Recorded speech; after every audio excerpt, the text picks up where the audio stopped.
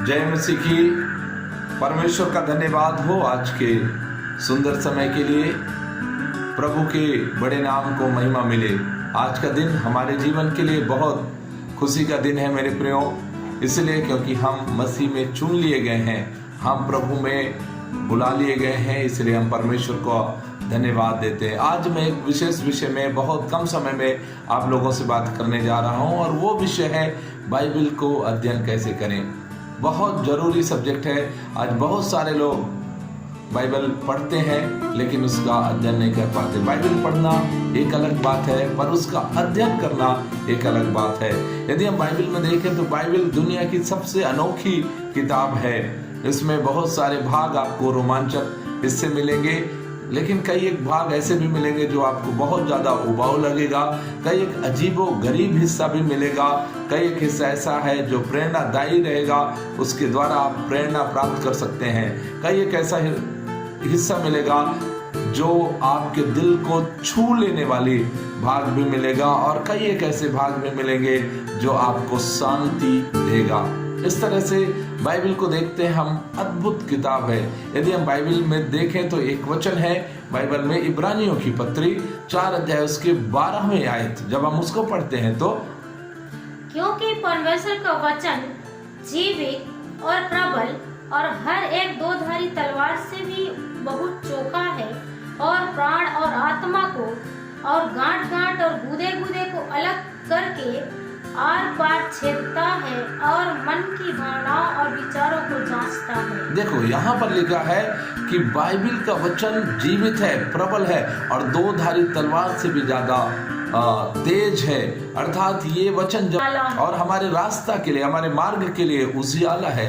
मेरे प्रियो, जब हम परमेश्वर के वचन को पढ़ेंगे हमें समझ आएगा कि ये वचन हमारे जीवन में किस तरह उजियाला का काम करता है, किस तरह उपयोगी का काम करता है। इसलिए हमें परमेश्वर के वचन को बहुत अधिकाई से हमें समझना है। तो मैं आपको शुरू में बताया कि बाइबल पढ़ना एक अलग बात है और उसका अध्ययन करना एक अलग बात है। आज मैं आपको कुछ पॉइंट्स बताऊंगा जिसके तहत आप बाइबल के अध्ययन कर सकते हैं। सबसे पहली बात है, जब आप बाइबल के अध्ययन की शुरुआत करते हैं तो आपको प्रार्थना के साथ शुरुआत करना चाहिए, क्योंकि जब हम प्रार्थना करते हैं तब परमेश्वर बाइबल को समझने के लिए हमें ज्ञान देता है, हमें बुद्धि देता है। जिस तरह याकूब अपने पत्री में, याकूब की पत्री उसके 1 अध्याय और उसके 5वें आयत से जब हम पढ़ते हैं तो आपको समझ आएगा कि याकूब किस तरह से बात करता है अपने पत्री के अंदर में।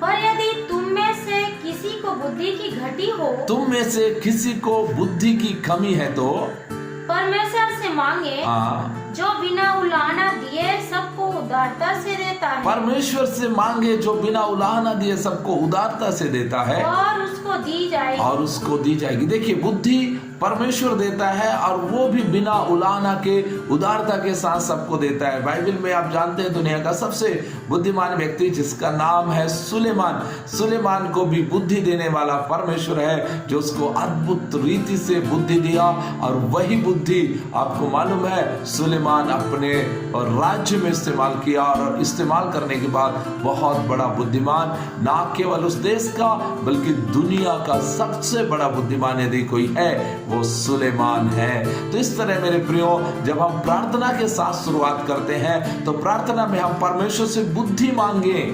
और दूसरा चीज हम प्रार्थना में क्या मांगे ना, रचित सुसमाचार 16वें अध्याय उसके 13वें वचन को पढ़ते हैं तो, परंतु जब वह अर्थात सत्य का आत्मा आएगा तो तुम्हें सब सत्य का मार्ग बताएगा, क्योंकि वह अपनी ओर से ना कहेगा परंतु जो कुछ सुनेगा वही कहेगा। अब यहाँ पर परमेश्वर के वचन को सुनिए कि वो सत्य का आत्मा अर्थात पवित्र आत्मा, जब पवित्र आत्मा आपके जीवन में आएगा तब वो वही कहेगा जो उससे कहा जाएगा। अर्थात पवित्र आत्मा को जब हम मांगेंगे परमेश्वर से, पवित्र आत्मा जब हम प्राप्त करेंगे तो वो पवित्र आत्मा हमको बाइबल को पढ़ने में, बाइबल का अध्ययन करने में हमको मदद करेगा। यदि हम 14 का 26 भी पढ़ते हैं इसका, यूहन्ना रचित सुसमाचार 14 का 26, तो परंतु सहायक अर्थात पवित्र आत्मा, वो पवित्र आत्मा हमारा सहायक है, हाँ, इसे पिता मेरे नाम से भेजेगा, हाँ, वह तुम्हें सब बातें सिखाएगा और जो कुछ मैंने तुमसे कहा है वह सब तुम्हें स्मरण कराएगा। और जो कुछ मैंने तुमसे कहा वो सब तुम्हें स्मरण कराएगा। ये यदि हम प्रार्थना करते हैं, परमेश्वर के वचन के लिए हम प्रार्थना करते हैं, पवित्र आत्मा के लिए हम प्रार्थना करते हैं, तो पवित्र आत्मा जब हमारे जीवन में आएगा वो सारी चीजों को हमें सिखाएगा, सारी बातों को सिखाएगा। तो पहला हम प्रार्थना के साथ शुरुआत करें। प्रार्थना में क्या मांगे?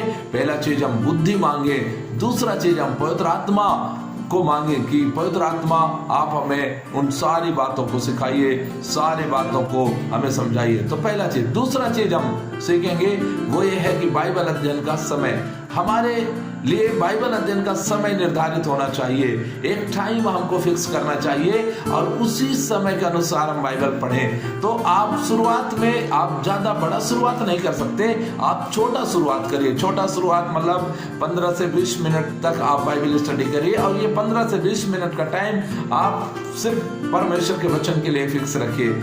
आप जानते हैं कि जो व्यक्ति आज इस दुनिया में या फिर मैं बोलूं प्रभु में आज सक्सेस है, उनका लाइफ ऑटोमेटिक